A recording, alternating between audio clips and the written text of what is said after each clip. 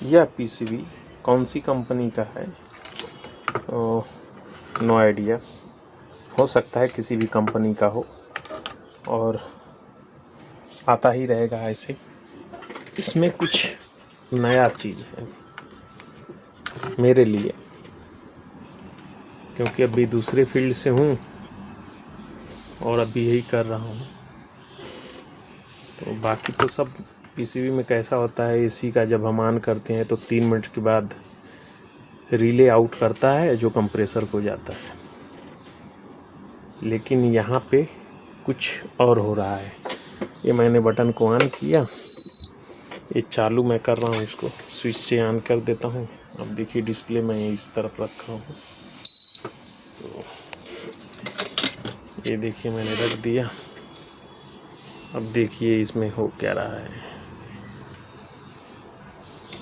Motor चल दी, compressor को supply गई तुरंत इंस्टेंट। अच्छा, दूसरा चीज़, इसको मैं अभी फिर बंद कर दिया, ठीक है, ऑफ कर दिया वहाँ से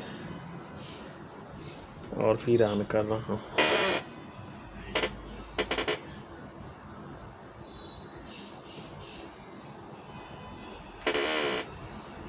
कुर्सी की आवाज़ चों चां निकलती रहती है।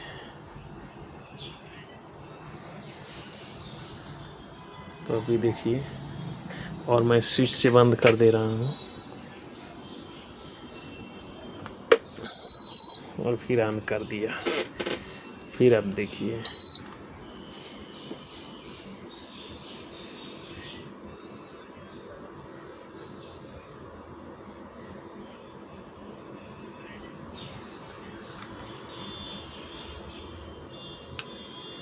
गई सप्लाई, तुरंत गई, इंस्टेंट जा रही है। मतलब कुछ देर के बाद, यानी सबसे पहले पीसीबी चालू हो रही है, चालू होने के बाद मोटर को सेंस कर रही है, मोटर के बाद तुरंत सप्लाई यहाँ पे गई।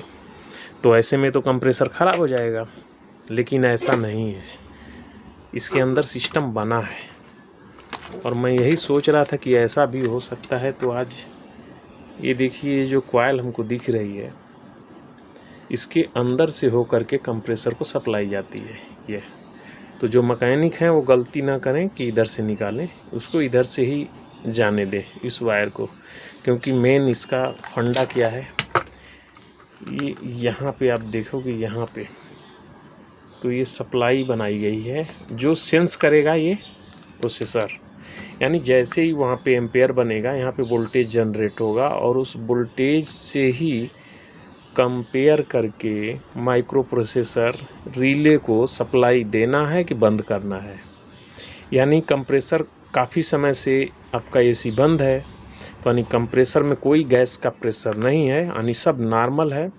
उस समय जब स्विच ऑन करेंगे, जैसे ही घर के अंदर घुसते ही और ऑन करेंगे, तो इंडोर का मोटर चलेगी और साथ में सप्लाई भी तुरंत दे देगी और मोटर को कोई नुकसान होगा नहीं, क्योंकि 3 मिनट रुकने का कोई मतलब ही नहीं है।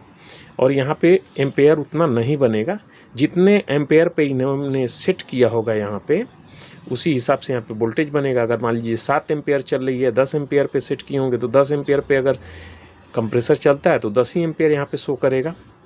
यानी 10 एम्पेयर जो लोड लेगा, उससे बढ़ने वाला वोल्टेज वही शो करेगा, और जिससे माइक्रो प्रोसेसर समझ जाएगा कि कंप्रेसर अभी स्टैंड मैंने चालू किया है, कोई परेशानी नहीं होगी। लेकिन अगर मान लीजिए कंप्रेसर आपका बंद है, चल रहा है और पावर कट हुआ और फिर पावर तुरंत आया, तो ये तो सप्लाई तुरंत देगा। सप्लाई देगा तो उस कंडीशन में क्या होगा, वहाँ पे कंप्रेसर को ज़्यादा से ज़्यादा एम्पेयर लगेगा, यानी 10 एम्पेयर के बजाय 12 एम्पेयर 16 एम्पेयर जाएगा। तो उस कंडीशन में यहाँ पे वोल्टेज ओवर बनेगा। ये आईसी समझ जाएगी कि कंप्रेसर ओवर वोल्टेज ले रहा है और तुरंत रिले को कट ऑफ कर देगी, यानी सप्लाई बाहर जाना बंद कर देगी। और अगर जो आपका कंप्रेसर ओवर वोल्टेज चलेगा तब भी ये सर्किट बंद कर देगी, यानी इसमें एक एक्स्ट्रा फीचर्स जुड़ा हुआ है। तो ये चीज़ मिला इसमें, और यहाँ पे है ऐसा बना हुआ है, तो एक चीज़ तो मिला ये बहुत बेहतर। मैं अभी इसमें नया हूँ, लेकिन इलेक्ट्रॉनिक्स का आपको मालूम है कि अगर जानकारी रखते हैं तो कुछ नया नहीं है, आप नया क्रिएट कर भी सकते हैं।